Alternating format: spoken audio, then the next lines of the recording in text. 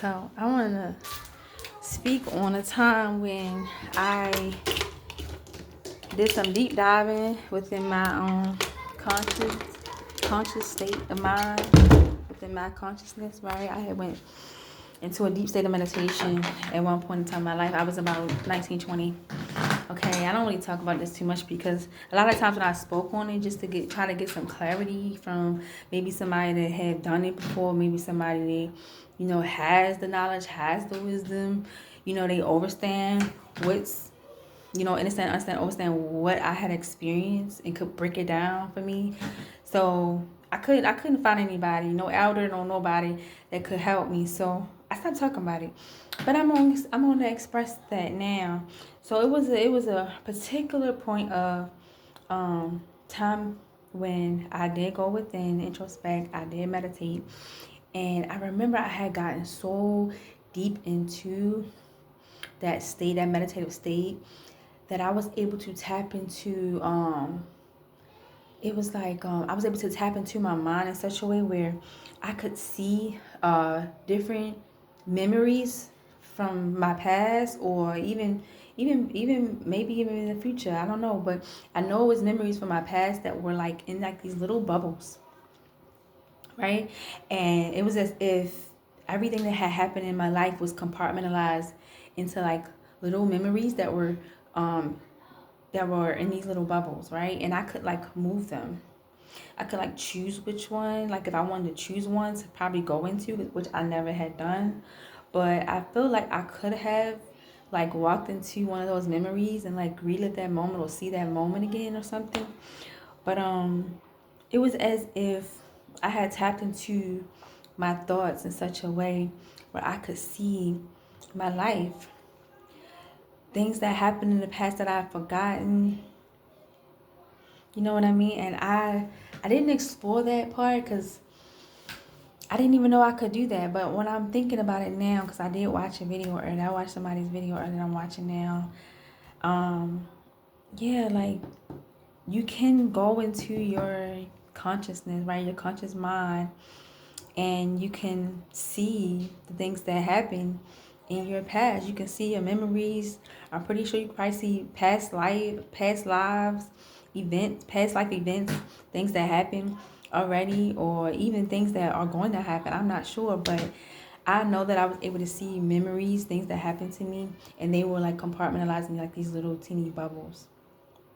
So whereas you can just kind of tap into one if you want to, you know what I mean? You can move it around. It was just so cool to see. And I like to express these things because I know there's other people out here who can break this information down to a T, to help me understand what I experienced. Because a lot of people that I was around was telling me, "Oh, you worshiping the devil." How am I worshiping the devil? By meditating, right? How am I worshiping the devil? By tapping into a state of consciousness. How am I worshiping the devil? Like, that's the weirdest thing ever. So because I believe those things that people around me were saying that was very heavily indoctrinated, right? I stopped doing it. I stopped meditating. I stopped really diving deep within myself. And I'm no longer going to do that anymore. I stopped doing. I stopped believing and listening to everybody else and what they believe in their opinions and everything. I'm now going on my journey the way that I started from the beginning, without listening to anybody's opinion.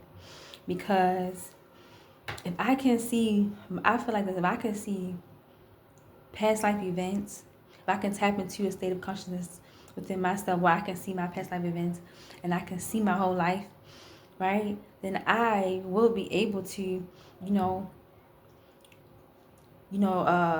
mirror. I'm not gonna say mirror, but yeah, mirror the next person. Well, if I approach that person, you know what I mean, and just by the touch of their hand or just by looking at them, just being in their space, being around them, I should be able to tap into their past life, their life. And not that I'm trying to, it's just that when you're able to do that within yourself, you can do that with the next person.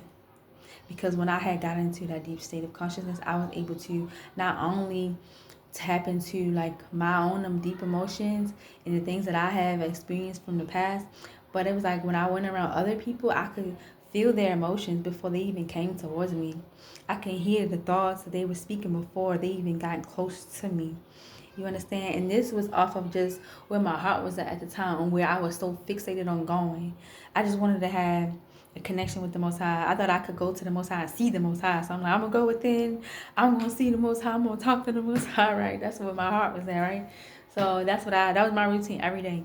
So when I actually got into a point where I stepped outside of myself, I don't know what to call that, because I still haven't gotten a clear understanding over what I had experienced. I didn't see what I thought I was going to see.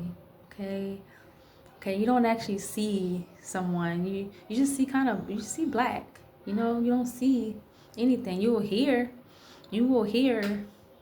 but you won't actually see. I guess seeing is hearing is seeing. It's hand in hand. I guess that's hand in hand.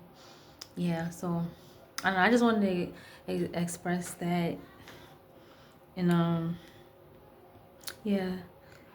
The more and more I feel like the more and more I just be myself, the more and more I elevate, I attract the people that I probably should have been known in my life.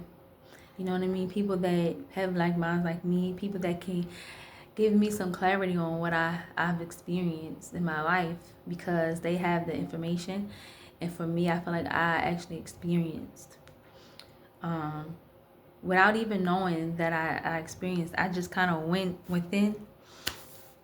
I took a few key points of how to go within, and I just like, let's do it. You know what I mean? I just went right head first into the meditation, and didn't have any elders around me that could like help guide me through the process of what I was going through.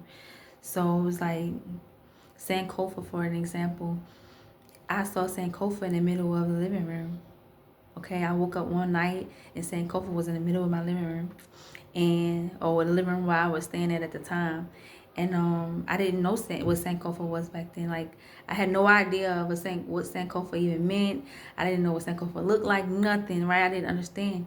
But I later on in life, after I saw Sankofa on the computer one day. I was on Facebook scrolling. I was like, whoa, that's that like bird I saw in the middle of the living room that day. It was like made out of colors, right? And it was like the air. Sankofa was like air, molecules, and colors.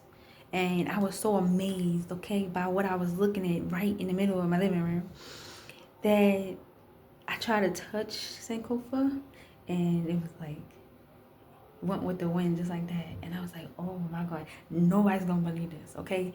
Nobody gonna believe this, okay? And I tried to describe to people, like, what did I see? I saw this bird. It was colorful, and it was like picking behind its back, like it was looking for something. I couldn't quite get nobody to give me some clarity. And then later on in life, I'm like, whoa, that's what I saw right there. I didn't know it was the name. I didn't know that other people saw Sankofa too. I didn't even know. You know what I mean? So the more and more I elevate, the more and more I attract what it is that I need to attract to help me in my elevation. So yeah, my walk is my walk, my purpose is my purpose, and I am here to be authentic, be me, and live out my purpose. And that's what I'm doing. And I will continue to attract what it is that I need to attract, to have understanding of what I need to continue to live out my purpose, okay? And attract the like minds, and attract kindred spirits, attract, whoever I need to attract that's supposed to be in my space and time right now. So yeah, that's all I wanted to say. Beautiful day.